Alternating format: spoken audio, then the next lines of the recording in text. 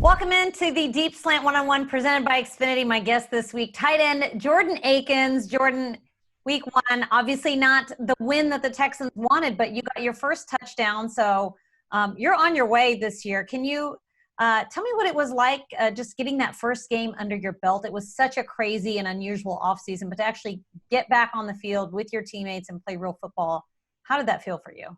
It felt good, to just release it and, get out there and play with my teammates. And it just give us opportunity to see who can do what, in clutch situations and the time of need. So, we have some things we need to work on. And, with the first touchdown, it's not the way I wanted it to be, but, I take it as they come.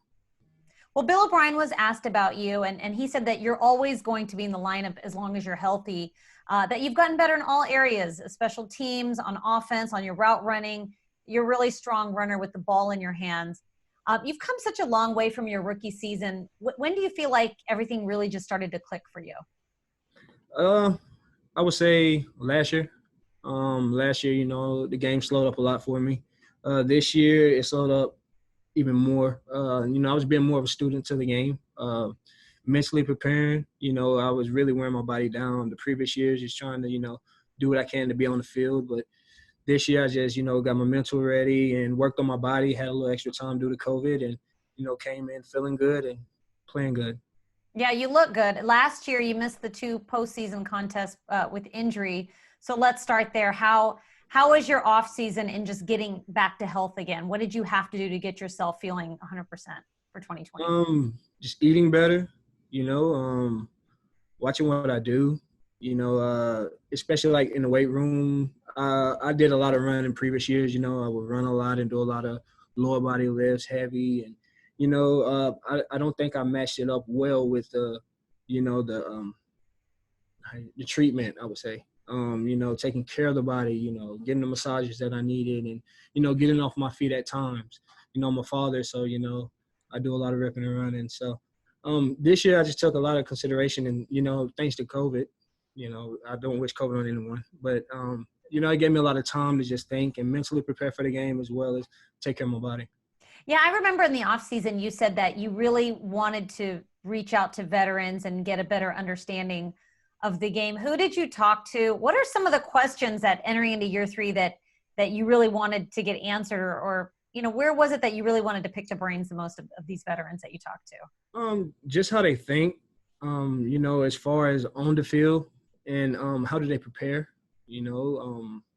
what do you do to your body? How do you last a full season? And, just really pick their brains of like, football-related questions. I can't really go into detail, but it just they taught me a lot, and I always play like on edge previous years.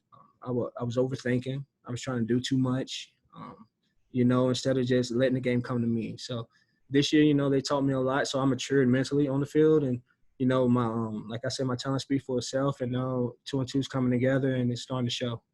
It seems like you've come a long way. It was just a few years ago that you made your NFL debut. It was week 1 at Gillette Stadium against the Patriots. When you look back at your rookie self, what do you remember about going through that first NFL experience, and what was going through your brain at that time? Just how fast the game is in the NFL, and in college is different. Everyone's fast in the NFL. Everyone's smart. So, in college you can be fast or you can be smart. You know what I'm saying? Some talent is going to show up on the field. You kind of have an advantage in college. In NFL, you have to be on your game. Have to know certain rules, when you're hot, when you're not. And just the competition overall. I love competing, and when everyone's on the same accord and when the offense is rolling, it's a beautiful thing. Yeah, you line up all over the field. Do you think that was the hardest part about adjusting to this offense, just getting to know your position and everything that's required of it? Definitely. As a rookie, when I came in, it was kind of like just thrown into the hot fire and, seeing what you can do, which I did make some mistakes, but, I did a decent job for a rookie coming in, and, over the years, just moving me more, learning more positions and just being able to be used as a weapon in many ways is a big blessing and opportunity. All right. You said you're a father now, so I assume that you had a you recently had a baby, Oh or no, you're my about to have another one though, right? yeah, my first daughter, she's 3, about to be 4, How, and newborn to be born next month. oh, so you're about to be the father of 2. It's about to double up in the Akins Oh household, huh? yeah, definitely. How is parenthood when you're playing in the NFL? I mean, obviously you played baseball a while back. I don't think that you had kids when you're playing baseball, but balancing kids and the NFL, I mean, what is that like for you? I mean, it's different. It's a lot of sacrifices. You don't get to spend as much time as you would like to, and some of the things they want to do, you can't really do because you have to be up early. It just balance, but in the end, it balances itself out. Off season, you spend a lot of time with it, and I just try to be the best father I can be. But I know for right now, while she's young, it's best to make those sacrifices. Then when she's older and she really realizes what's going on. So does your 3-year-old know that dad is a tight end for the Texans? Does she see you on the TV and recognize you? Does she understand Yeah, she that does. yet? Yeah, she does. She gets frustrated when I don't take my helmet off on the field. She wants me to Oh, take my helmet off so she can really notice me. But as far as like playing for the Texans and all that, she doesn't really know all that. I would say she really just focuses on football. She knows that father's a football player. So.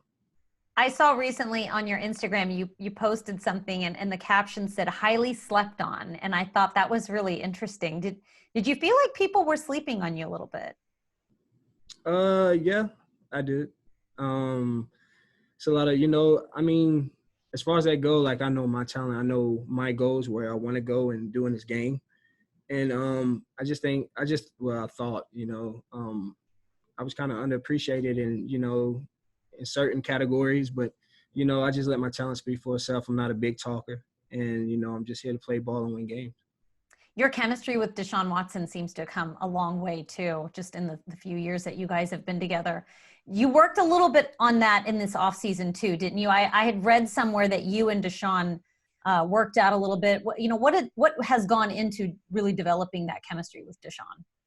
Just getting some routes and throws off the field, and just really just getting that chemistry. It's just not about throwing. It's about having a connection with the guys well. And just being on the same page, when knowing what he wants and how he wants you to run the route is very important. So when the game comes, it's just like practice. So how do you feel about the 2020 tight end group? It's changed a little bit since you first got here.